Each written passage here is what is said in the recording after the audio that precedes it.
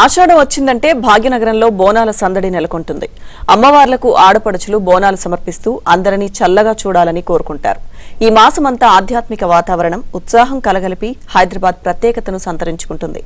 ఆయా ప్రాంతాల్లో చేనేత కార్మికులు ఎంతో నిష్ఠగా దేవతలకు పట్టుచీరలు తయారు చేసి సమర్పిస్తారు. ఈ నేపథ్యంలోనే సికింద్రాబాద్లోని ఉజ్జయిని మహంకాళి అమ్మవారి పట్టుచీర తయారీ జోరుగా కొనసాగుతుంది. ఈ ఏడాది అమ్మవారికి 2 చీరలను దాదాపు 2 వారాల నుంచి చేనేత కార్మికులు నేస్తున్నారు. ఈ ఏడాది శ్రీ ఉజ్జయిని మహంకాళి అమ్మవారి చీర విశేషాలపై మరింత సమాచారం మా ప్రతినిధి హేమ అందిస్తారు. ప్రతిరోజు ఒక మహిళ చీర కట్టుకుందంటే 100 సార్లు ఆలోచిస్తారు. అదే ఏదైనా ఫంక్షన్ కి వెళ్ళాలంటే 1000 సార్లు ఆలోచిస్తారు.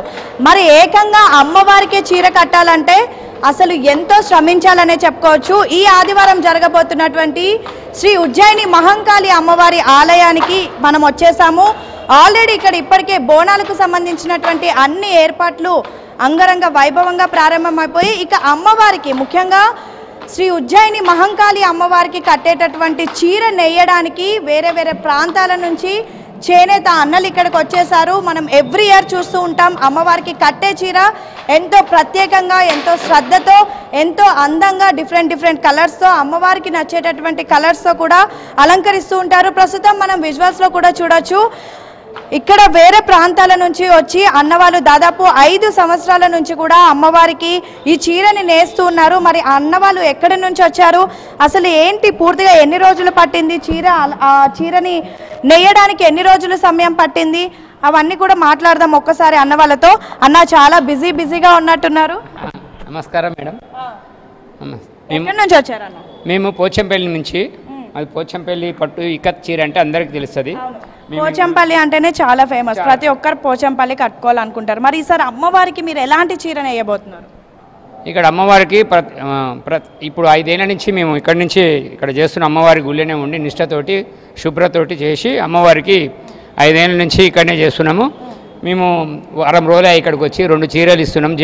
మా తెలంగాణ పద్మశాలి సంఘ కార్యదర్శి జయరాజ్ ఆధ్వర్యంలో ఇది ప్రోగ్రామ్ జరుగుతున్నది.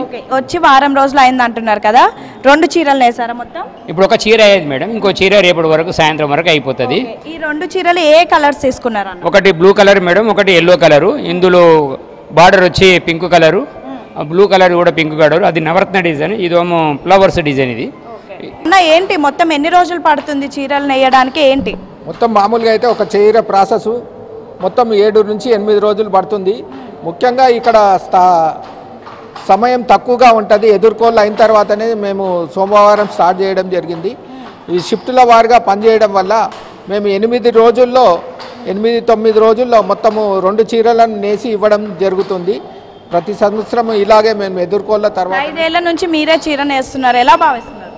చాలా సంతోషంగా ఉంది. అమ్మవారి ఆశీస్సులు. తెలంగాణ ప్రభుత్వం వచ్చిన తర్వాత మొట్టమొదటిసారిగా మా చేనేత కళాకారులు స్టార్ట్ చేయడం జరిగింది. 10 సంవత్సరాలు అవుతుంది. ఈ కళాకారులు రావడం 5 సంవత్సరాల నుంచి ఈ కళాకారులు వస్తున్నారు.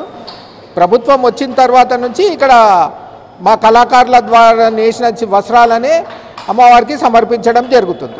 ప్రస్తుతం మనం చూస్తున్న ఈ చీర 5 రంగులతో నవరత్నాల డిజైన్తో నేశారు. ఇంకొకటి ఇప్పుడు ప్రస్తుతం అన్న నేస్తున్నటువంటి ఇంకొక చీర ఏదైతే ఉందో ఇదంతా కూడా పువ్వులతో, అంటే చీర నడుము భాగంలో పువ్వులు, కింద బార్డర్లో నెమలితో కూడా నేస్తున్నారు. Yellow and pink colour border. మొత్తానికైతే అమ్మవారికి ఎంతో ఇష్టమైనటువంటి కలర్స్ అంటే పసుపు, కుంకుమ, పచ్చ, వాటన్నిటిని కలిపి ఈసారి అమ్మవారికి చీరలు నేస్తున్నారు. దాదాపు 5 సంవత్సరాల నుంచి కూడా ప్రస్తుతం మనం చూస్తున్నటువంటి ఈ అన్నలే చీరని నేస్తున్నారు. ఒక్కొక్క చీర నేయడానికి కూడా వారం రోజుల పాటు సమయం పడుతుందంటూ కూడా చెప్తున్నారు. మొత్తానికైతే 5 ఏళ్ల నుంచి అమ్మవారికి స్వయాన తమ చేతులతో చీరలు నేయడం ఎంతో అదృష్టంగా అయితే భావిస్తున్నారు. వీడియో జర్నలిస్ట్ చరణ్తో హేమ, ఏబిఎన్ ఆంధ్రజ్యోతి, సెకండ్.